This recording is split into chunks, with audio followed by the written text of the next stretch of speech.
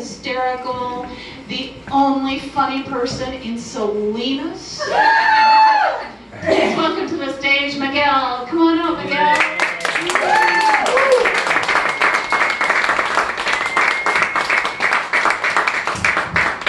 Thank you. Give it up for Karee. Wasn't she funny? So, do any of you guys got thugs in the family? Just me? Okay.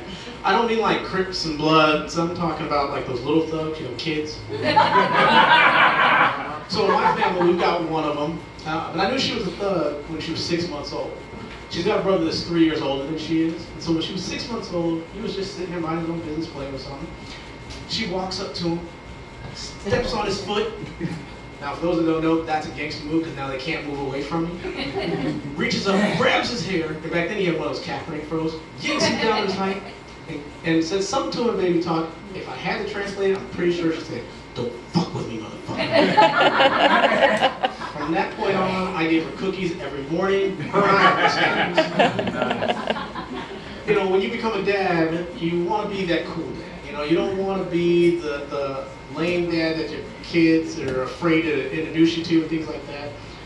I dress like this most of the time, every day. And I have an older daughter who is going to be 18.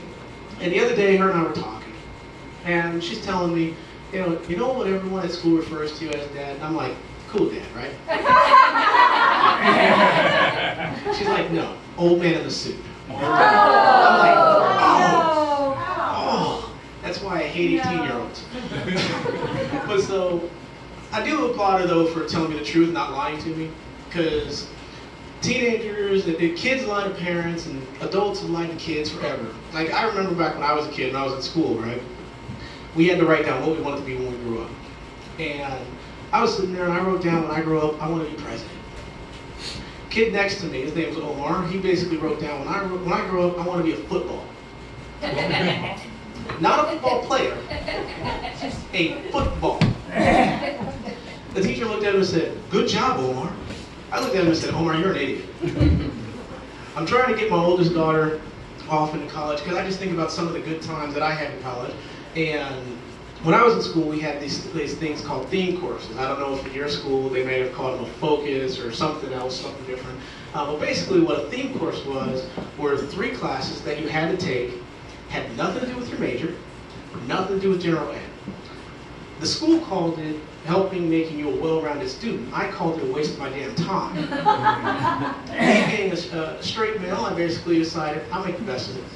My theme's going to be women's studies. Perfect, right? I'll be the only guy surrounded by a bunch of women. It'll be great. Half of that was true. I was the only guy surrounded by a bunch of women who hated me. I quickly changed that theme and went to African American studies. That wasn't any better. Now I was the only black guy surrounded by a bunch of students who thought I knew all the answers. They're looking at me, I'm like, I don't know, I'm from Monterey. So a couple of my friends, they've got their son Isaiah, and when you have little kids, you want to put them into sports, right? So they've got him in youth soccer, and I don't know if you've ever went to a youth soccer game. It starts at 7, ends at midnight.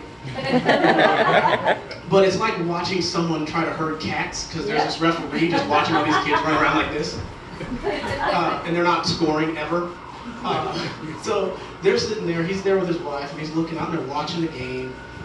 And they're like, "Good game, right?" And he's like, "Yeah." And they look out and they go, "Have you seen Isaiah?" And they're like, "No." They look down, Isaiah's sitting right next to him eating a hot dog. They're like, "Get out there." He's like, "Nah, they got this. They don't care." And that had me wondering, with kids and you name them and things like that.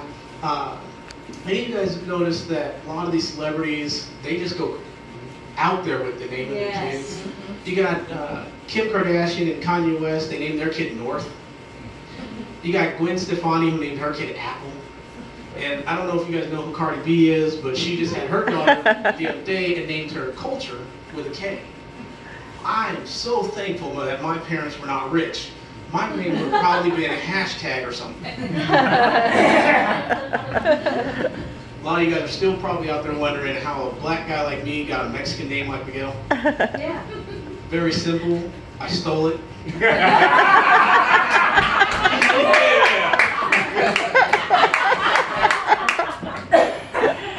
Speaking of names, so another thing that's out there right now, you guys have probably all seen this, is on social media or on the news, where people have been calling the police on people just doing regular things like going to their apartment, having a barbecue, things like that. You know, you got Permit Patty, and Pool ID Pete, and all these different people, right? Pool ID Pete is the one that got me really pissed off. You know, this lady trying to get into a pool, lives there, and show me your ID. Well, that fired me up. I was like, let a motherfucker ask me for my ID. Let them ask me for my ID. I dare them to. So the other day, I'm at a concert, and I get in line to get for the concession, and I'm up there and get up to the front, and the guy's like, can I see your ID? I'm like, no, you can't see my ID. Why do you see my ID? And he's like, sir, we ask everyone that buys a beer for their ID. I'm like, oh, any of you guys got friends that are phone thugs? Do you guys know what a phone thug is? So a phone thug is, so I have a friend that is a phone thug. And what it is basically, well, I'll tell you a story about her. So I called her up, and she answers, she's like, hello. I answer slowly, she doesn't hear me, she hangs up on me, just like that. So I call her back. Now, cell phones, they show you who's calling, so she knows it's me. Again, she's like, hello. I don't answer fast enough, hang up again. So this time I fixed it now. I fixed it. Well, the problem was my headphone jack wasn't in. So I fixed it, and this time I'm just going to answer old school, put it to my ear. She answers, hello. I'm like, hello? She's like, next time you call me, you better be ready to talk. Don't be calling me unprepared to talk. And I was like, whoa.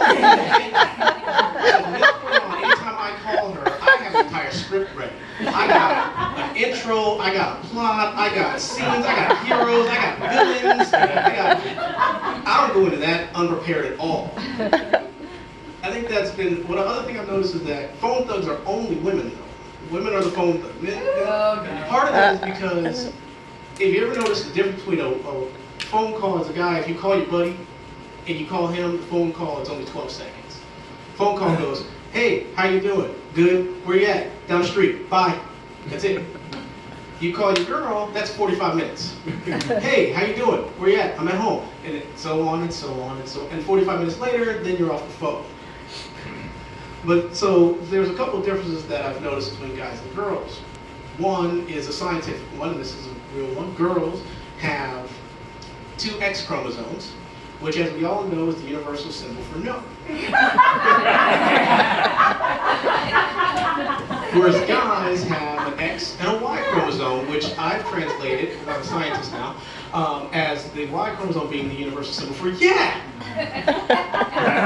Where you see this is when they have a kid, and their son climbs up to the roof, is getting ready to jump off into the pool, and he yells out, Mom, look at me! And Mom's first reaction is, no! Dad's first reaction is, yeah! Because he wants to see, can he stick this landing?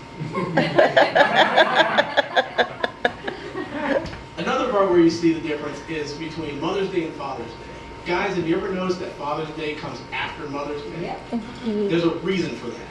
That's because if you screw up on Mother's Day, you're getting nothing for Father's Day. Another difference between the two, Mother's Day and Father's Day, is, you ever notice on Mother's Day, Mom's woken up with breakfast in bed. On Father's Day, Dad's woken up with kids jumping on his head. Yep. Mother's Day, you're not allowed, moms are not allowed to touch the kitchen. They take you out for dinner and lunch, and everyone just leaves them alone.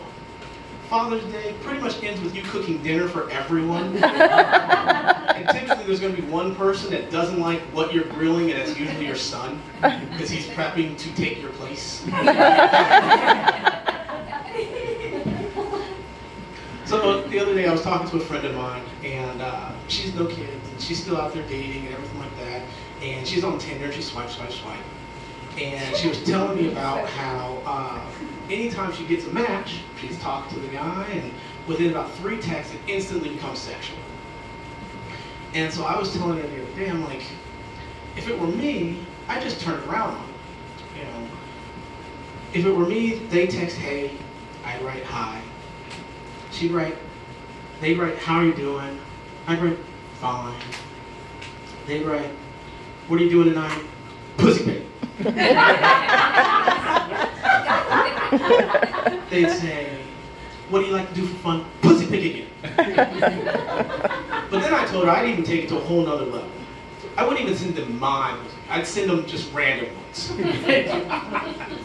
One day I'd send them an Asian one. One day I'd send them a redhead one.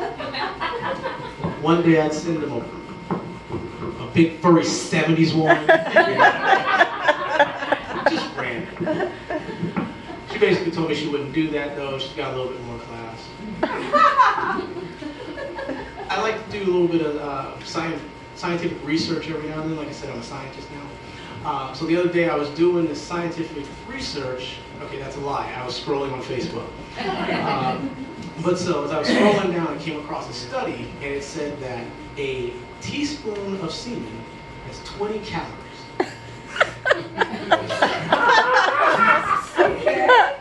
And my first thought was, damn it, like women need another reason not to get blowjobs. Thank you guys.